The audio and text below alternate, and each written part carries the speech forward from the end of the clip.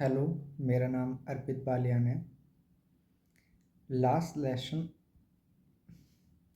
ये एस से और शय में भी मुझे प्रॉब्लम है। सो माफ़ कीजिएगा इसके लिए। Lesson not lesson, lesson.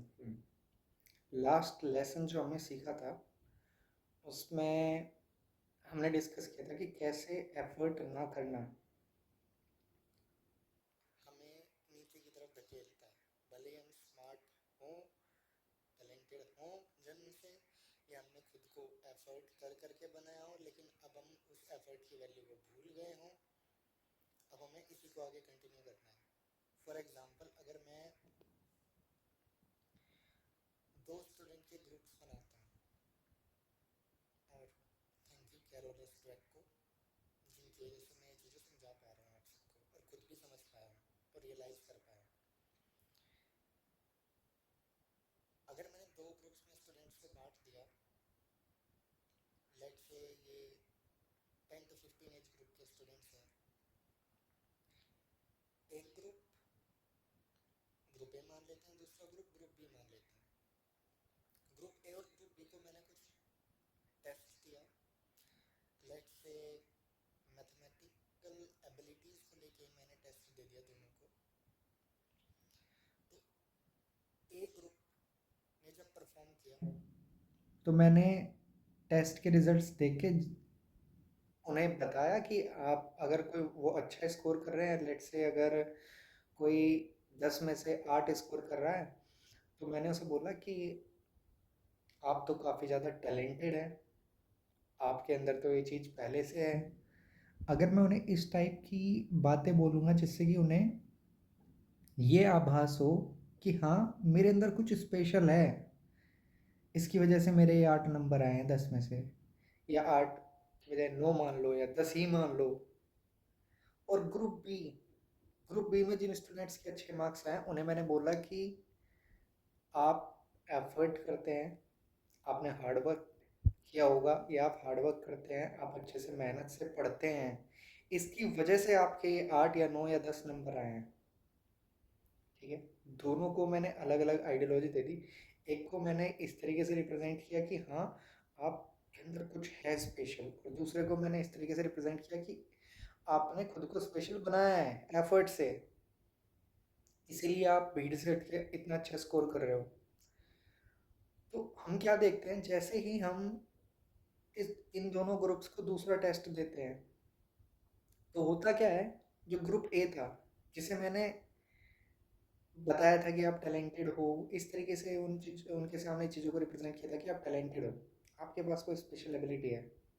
मैंने चीज़ों को अब हार्ड कर दिया है। ठीक है, पहले चीज़ें जिस लेवल की थी, अब मैंने लेवल थोड़ा बढ़ा दिया है टेस्ट का। तो जो ग्रुप ए है वो क्या समझेगा, ग्रुप ए जब उन क्वेश्चंस को सोल्व करने में, क्योंकि मैंने सेम इंटेलिजेंस के ही स्टूडेंट्स लिए हैं दोनों ग्रुप में, मतलब 19-20 का फ़र्क है सिर्फ। ऐसा नहीं है कि ग्रुप ए में बहुत ज़्यादा इंटेलिजेंट है, ग्रुप बी में बहुत कम इंटेलिजेंट, ऐसा कुछ नहीं है। लगभग इक्वल मान सकते हैं आप कि इक्वल इंटेलिजेंस के लिए हैं लगभग। तो ग्रुप ए के सामने जब वे हार्ड प्रॉब्लम्स आएंगी, तो वो उन हार्ड प्रॉब्लम्स को जब सोल्व करने में महसूस करेंगे, वो पेन जो हम महसूस करते हैं जब कोई हार्ड प्रॉब्लम सामने आ जाती है, वो जब वो महसूस करेंगे उस चीज़ में, तो वो जल्दी हार मान जाते हैं। क्यों हार मान जाते हैं? क्योंकि उनके लिए तो कुछ हार्ड होना ही नहीं चाहिए, क्योंकि वो तो स्पेशल हैं, उनके लिए तो ये चीज़ एफर्टलेस होनी चाहिए। जबकि जिस ग्रुप को, ग्रुप बी, जिन्हें जिन्हें मैंने बोला था कि आपके एफर्ट की वजह से, आपके हार्ड वर्क की वजह से आपके मार्क्स आए हैं, वो उस प्रॉब्लम को इस तरीके से नहीं लेते कि मुझसे क्यों नहीं आ रहा, वो उसे एक नई प्रॉब्लम की तरह ट्रीट करते हैं कि हाँ, ये कुछ नया है और मुझे इससे कुछ सीखने को मिलेगा। वो उसे ट्राई करते हैं, कोशिश करते हैं उसे करने की, और शायद कर भी लेते हैं। तो ग्रुप ए और ग्रुप बी में से ग्रुप बी अच्छा स्कोर करता है कंपैरेटिवली अब की बार, और group A comparatively come score करता है। ऐसा क्यों? ऐसा इसीलिए क्योंकि उनके दिमाग में जो चीज़ मैंने बैठाई थी ग्रुप ए के दिमाग में, वो चीज़ उन्हें फेल्योर को एक्सेप्ट करने से रोक रही है। वो चीज़ उनके दिमाग में जो बैठी हुई है वो उन्हें फेल्योर को एक तरीके से इस तरीके से दिखा रही है कि this is the end of everything, तुम तो फेल हो ही नहीं सकते। दूसरी ओर ग्रुप बी में वो चीज उन्हें ये दर्शा रही है कि हाँ मैं और इम्प्रूव कर सकता हूँ, मैंने हार्ड वर्क से अच्छा स्कोर किया अपने पहले टेस्ट में, दूसरे टेस्ट में चीज़ें और टफ आई, कुछ अलग चीज़ें आई, तो मैं उनके लिए मेहनत कर सकता हूँ, मैं उनमें भी इम्प्रूव कर सकता हूँ, मैं ग्रो कर सकता हूँ। तो यहाँ पर बात सामने निकल के आती है ग्रोथ माइंडसेट की, कि जो ग्रुप बी है उसका माइंडसेट ग्रोथ वाला बनता जा रहा है कि हाँ आई कैन ग्रो, और ये जो ग्रुप ए है इसका माइंडसेट फिक्स्ड सा बनता जा रहा है कि हाँ ये मेरी एबिलिटीज़ हैं और बस मैं इन्हीं में ही कंफर्टेबल हूँ। तो ये जो ग्रुप ए के लोग हैं ना, ये फिर अपनी फिक्स्ड एबिलिटीज़ मानने लगते हैं कि मैं इन्हीं एबिलिटीज़ में मतलब अच्छा हूँ, बाकी एबिलिटीज़ में मैं अच्छा नहीं हूँ या नहीं हो सकता। और जब इनके सामने कोई नया चैलेंज आता है या ये फेल होते हैं किसी चीज़ में, तो ये ग्रुप बी वाले बच्चों से, जो कि खुद को टैलेंटेड नहीं समझते हैं, हार्ड वर्किंग समझते हैं, ज़्यादा डिप्रेस्ड फील करते हैं ग्रुप ए वाले। तो ग्रुप ए फेल्योर को स्टैंड नहीं कर पाता, तो ग्रुप ए सिर्फ वहीं सिमट के रह जाता है जिसमें वो था। फॉर एग्जाम्पल मैं 12th क्लास में मैं हीरो था, कॉलेज में आते ही मुझे लगा किरोड़ीमल कॉलेज दिल्ली यूनिवर्सिटी, हाँ थोड़ी तारीफ, टॉप 9th कॉलेज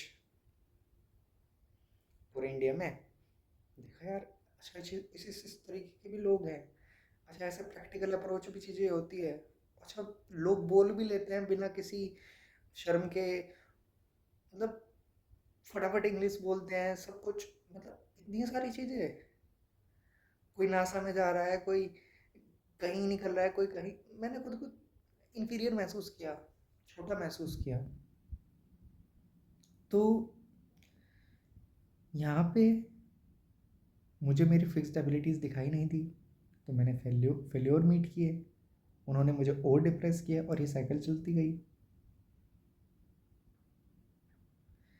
हालांकि काफ़ी सारे फैक्टर्स हैं इसमें, लेकिन जस्ट ये एक एग्जांपल के तौर पर मैंने दिया है कि हाँ जो टैलेंटेड का जिन्हें टैग दे दिया जाता है वो फेल्योर को अलग तरीके से ट्रीट करते हैं, वो फेल्योर को सीखने की तरह ट्रीट नहीं करते हैं, वो उससे कुछ सीखना नहीं चाहते, वो नया कुछ सीखना ही नहीं चाहते, वो इंटरेस्टेड ही नहीं होते नया सीखने में। उन्हें फेल्योर सेटबैक एक तरीके से एंड पॉइंट की तरह नज़र आता है, इसीलिए वो एफर्ट नहीं करते हैं। तो यही डिफरेंस है। तो पॉजिटिव लेबल्स किस तरीके से हमारे लिए हार्मफुल हो सकते हैं वो मैं बता रहा हूँ।